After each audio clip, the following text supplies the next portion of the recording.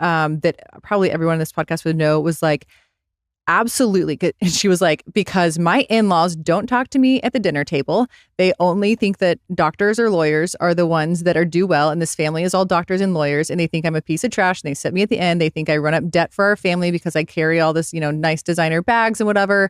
And she was like, I'm so sick of people not understanding that my husband is a doctor and I make way more than him. And she was like, in this book, she was like, I'm going to give it to the whole family for Christmas. And it was like this like legitimacy, like proof point. And honestly, like you said, I think a lot of these, so there are now almost 250 women who are LTK millionaires. Wow. There's thousands of them that are making a full-time wage on LTK. And like you said, it's not overly obvious. There's several people, I can think of tons of examples where besides them and their spouse, like they don't change anything about their lifestyle. They don't change the content that they're writing about.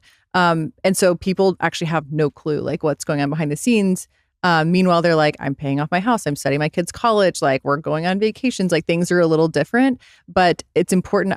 I talk to creators a lot about, hey, look, if you started, for example, in the like affordable fashion space and then you get rich and you want to talk about like really expensive stuff, like your audience didn't also get rich. And so that's like the fastest way to lose your business is to just like sort of alienate them. And so I think a lot of what you're kind of speaking to is like those women in the room. It's almost unassuming. And that's actually part of like the audience that they serve is things have changed for them, but they are savvy enough to understand things didn't change for everyone. And so they're still serving that audience. I think that my journey with you guys has been so interesting because at first I was just linking out like the top I was wearing or the jeans I was wearing. And now what I've done is I've deployed massive strategy to make this as something to diversify my income. It's something that's like an extra thing where I have like a fashion budget or whatever that's really amazing. So now what I do is I link the entire outfit I'm wearing because you do get questions over DMs of exactly what it is. And I do what I can, but I don't have time to answer every single one all the time. So it really is like a one-stop shop destination for the audience to really get all the points from the cell phone cover that I'm using to the nail polish gel that I have on to even like the tennis bracelet I'm wearing. Like it's like they really can get the full experience and it's not pushy. It's just like, here's the information if you want it. Right. And that's been real. If anyone's listening and they're just using links, I would recommend switching over to the full look. Is that how you call it? Yeah, I think it's honestly the people who do really well on LTK. Like I think it's even important to foundationally just set like, why does LTK exist as a platform, like as the shopper platform that you use? Because actually we started the business B2B. It was like totally behind the scenes. It was a system where we were actually just able to track what was happening between a creator and then when they send their customer to that retailer, we're billing on it, we're paying out to the creator. It's all under the covers. The reason that we expanded to have that shopper side of the marketplace was that we launched, 2011. I had a blog. You used at the time Facebook or Twitter to drive traffic. Then Pinterest launched. You used that to drive traffic again back to the blog. And then the Instagram days started and you're like, wow, this is a mobile closed social walled garden. I can no longer link out.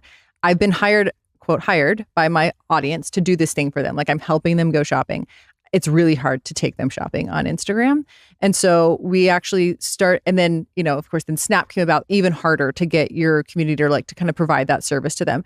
So what we saw, and, I think you spoke to this, Michael, earlier about really your job as an owner or founder is like being a futurist.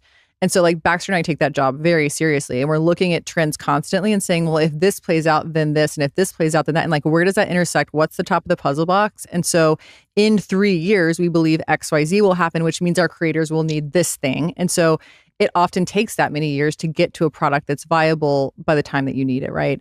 And if you don't have it, you're kind of too late. Yep.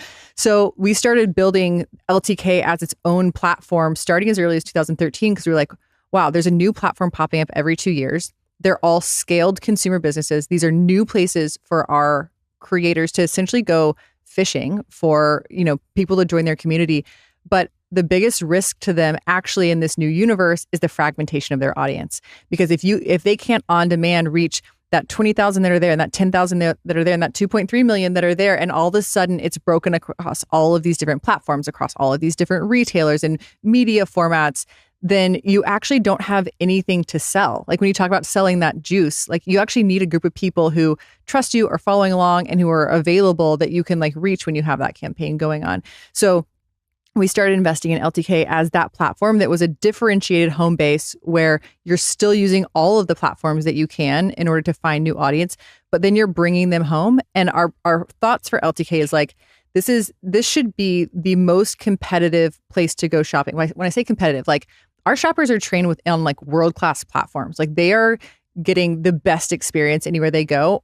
I don't want when they come to my creators, LTK, for it to be a lesser experience. So we've been investing heavily to make sure that when they come, they're getting that whole outfit. But maybe it's not even just your outfit. Maybe it's like you're on a new like keto path and you found all these keto snacks, or like you're into running now and like here's your running gear. It's everything. The reason I take you down that whole path in that story is your most engaged community does want to buy into your lifestyle, and not just when they like see it pop up on TikTok on the interest feed or like on Instagram. And so like if I love your style, when I'm ready to go shopping, just the same way I'd open up like to go to a retailer, like I want them to go to you and be like, well, I want to see what like Lauren's wearing, what she's eating, what she's doing. And you are a destination. And that honestly, I think creators are a hospitality business. And so it's just better service to have it available, indexed, searchable with all the codes, all the shoppable details, and candidly, even beyond probably what you're selling, what you're sharing on social media, because you're trying to attract someone with your best, honestly, to your own platform. I'm curious for my own selfish self, how you've managed to scale so seamlessly. And I'm sure you're going to say it's not seamless, but talk to us about what the growth has looked like, and what you've learned, and how you've scaled, and how you've maneuvered. So there's a book called The Messy Middle, and on the cover of it is this chart, and it's like this like loop-de-loop around chart, and that's what it looks like. It's definitely not like a smooth and easy. We had our first employee for the first year and like an intern, and then it started being able to kind of grow the business again, bootstrapped, lots of bumps and bruises. I mentioned my jewelry line earlier, and the jewelry line did really well, and then it hit a ceiling because I had no training or experience working with other people. So in that store that I worked at all of college, it was me and the owners, but I got to do whatever I wanted to. I was like a cat in there. Yes, total. Yeah. And then like with the jewelry line and being a perfectionist and wanting things a certain way, it was like annoying to me to take the time to try and teach someone, and then they're not as motivated. Like I was the worst manager ever. And so the jewelry line totally. I feel it. I get it.